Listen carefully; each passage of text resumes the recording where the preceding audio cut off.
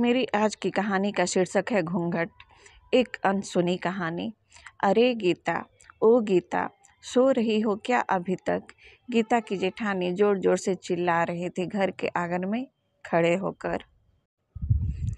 तभी गीता भागती हुई अपने कमरे से निकली और बोली, दीदी आ गई मैं।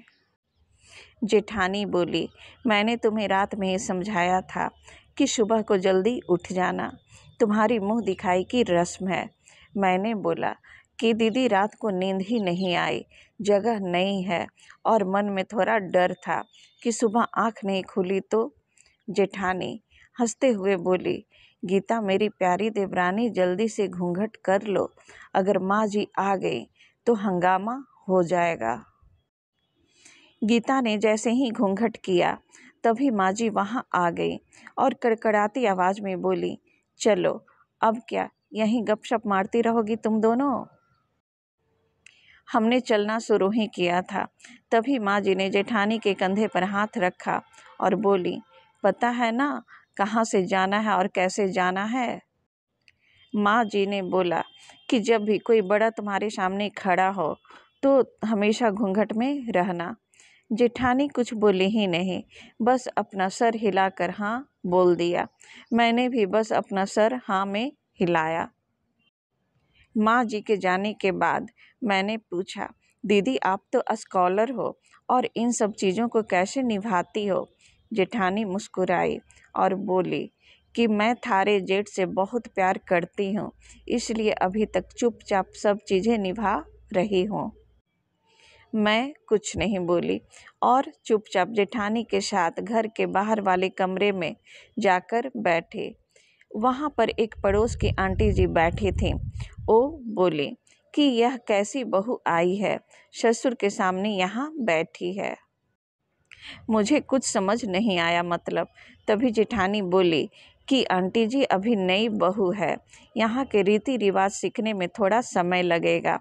जेठानी मुझे वहाँ से उठाकर मेरे कमरे में छोड़ गए। 6 महीने यूं ही छोटी छोटी चीज़ों में बीत गए। फिर एक दिन मैं अपने पति राहुल के साथ साड़ी लेने गई।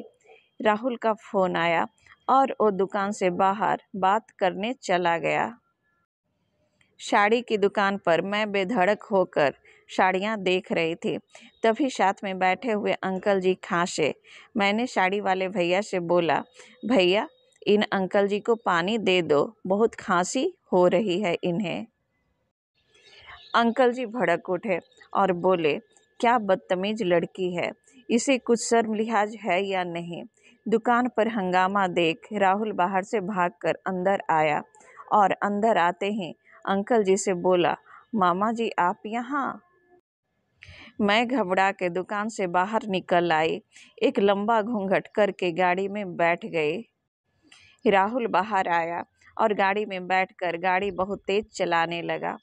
मैंने धीमी आवाज में बोला, गाड़ी बहुत तेज चला रहे हो, कहीं एक्सीडेंट ना हो जाए। हम घर पर पहुँचे ही थे तभी माँ जी जोर जोर से चिल्लाते हुए बाहर आईं, देखो आ गई ये गीता साहिबा, खानदान की इज्जत मिट्टी में मिलाकर। तभी जेठानी आई और बोली, माँ जी मेरे शादी को 6 साल हो गए हैं, मैं अभी तक मामा जी को नहीं जानती, ये कैसे जानेगी? माँ जी जोर जोर से चिल्लाईं, देखो कैसे चपड़ चपड़ जवान चल रही हैं इनके। राहुल सबकी बात काटते हुए बोला कि माँ ये दोनों सही बोल रही हैं, अगर ये हमेशा घूंघट करके रहती हैं तो ये मामा जी को कैसे पहचानेंगी? और माँ आज मामा जी के फ़ोन पर तुमने पूरे घर की शांति को भंग कर दिया। ये वही समाज है जिसने सीता मैया पर भी उंगली उठाई थी। पिताजी और जेठ जी ने भी अपना पक्ष राहुल के साथ ही रखा। माँ जी थोड़ी देर सोचने के बाद वापस जेठानी और मेरे पास आई और बोली कि तुम दोनों को अपनी मर्यादा पता है। मुझे उम्मीद है कि तुम कभी भी मेरा सिर शर्म से नीचे नहीं झुकने दोगी। हम एक ही परिवार के सदस्य हैं, हमें हमेशा साथ रहना है।